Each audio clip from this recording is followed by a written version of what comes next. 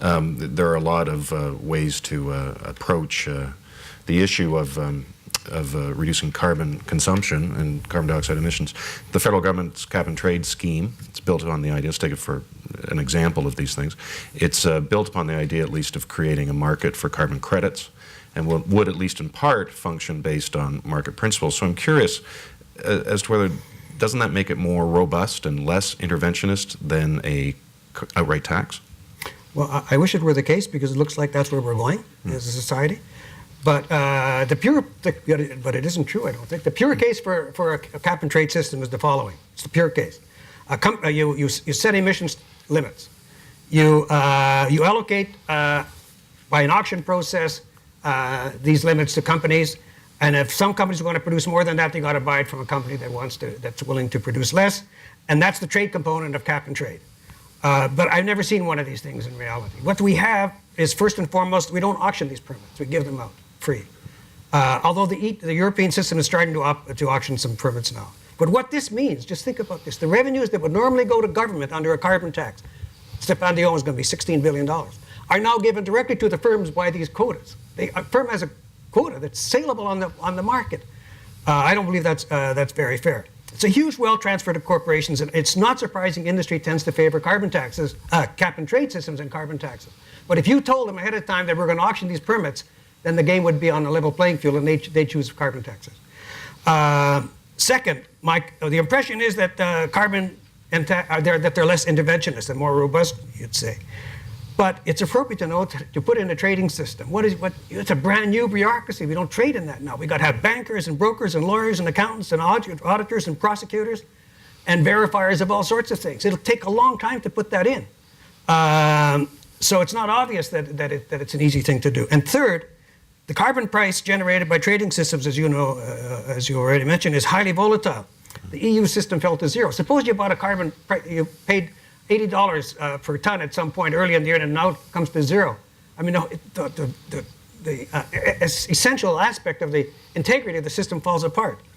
And compounding this volatility, there are no revenues, because there's no tax revenues, and we don't auction the process. There's no revenues to cover the cost to the consumers, who end up being worse off because of the carbon tax, the low-income consumers. But now I want to reverse myself on this issue, because something brand new has happened. Really exciting. In the aftermath of Barack Obama's victory, the Harper government proposed striking a Canada-U.S. climate change pact, one that would have common standards and control mechanisms, such as the market-based cap-and-trade system that is favored by President-elect Obama. In one fell swoop, therefore, Canada would have the following: federal leadership, effectively a single national or international price, an economic environmental union, and export neutrality between our countries, and arguably much beyond, because the Americans would insist on putting tariffs on. And it's a brilliant strategic move domestically, because after falling so far behind in this process, Canada was now able to leapfrog the provinces and latch onto an international scheme that if it tried to do it on its own and a unilateral way, we'd be into, Peter Lougheed was saying this has got to be worse. It's going to be worse than a national energy program. But maybe we found an interesting way around it. Even though my preference is for carbon taxes, my hope is that the Canada-U.S. cap-and-trade system, if it comes about, would deliver more effective carbon pricing than we would accomplish on our own. And the combination of NAFTA and a Canada-U.S. carbon pricing pact would complement each other in ways that would certainly enhance the positive economic spillovers arising from carbon pricing. Thanks. What do you think of cap-and-trade, even on a North American scale? Well, I have to actually agree that I do think, well, we do disagree about the carbon tax. I think the carbon tax is bad. I do happen to agree. I think the cap-and-trade system is much, much worse. I mean, George Orwell would appreciate how cap-and-trade is being spun as a market-based mechanism. I mean, that's just pure 1984 newspeak. A cap-and-trade system is based on the creation of scarcity by government and then rationing of the remaining supply through market-imposed quotas. I don't really see what's market-based about that. There are a lot of problems with the cap-and-trade system. The cap and the quotas are completely arbitrary.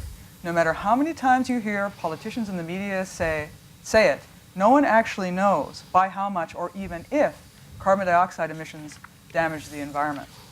Therefore, there is no correct cap to address climate change. So that leaves politicians and lobbyists for all sorts of special interests haggling away over the quotas. I mean, there's definitely a huge problem there.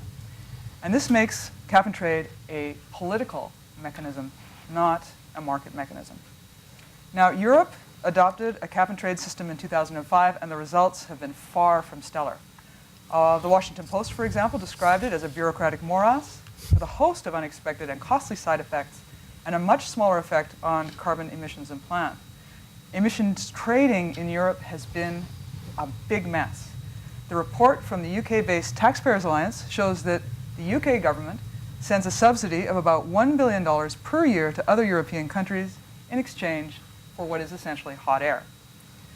One hospital in the UK lost $600,000 in an emissions trading scheme. In BC, that would pay for about 600 MRI scans. You would think that our hospital administrators would have better things to do than be trading emissions. Maybe they could start working on something like decreasing wait times. Here in Canada, we can learn from the failed policies of Europe. We don't have to repeat the same mistakes. Prosperity, economic growth, and a wealthier population will be better able to make environmentally friendly choices. Okay, thank you, Maureen. Thanks, Tom. Okay. I'd like to thank you both for an interesting and lively debate. I think it's clear that there are two very different approaches to the issue of carbon consumption and regulation over carbon. So thank you very much for your views. Thank you. Thank you. And thank you.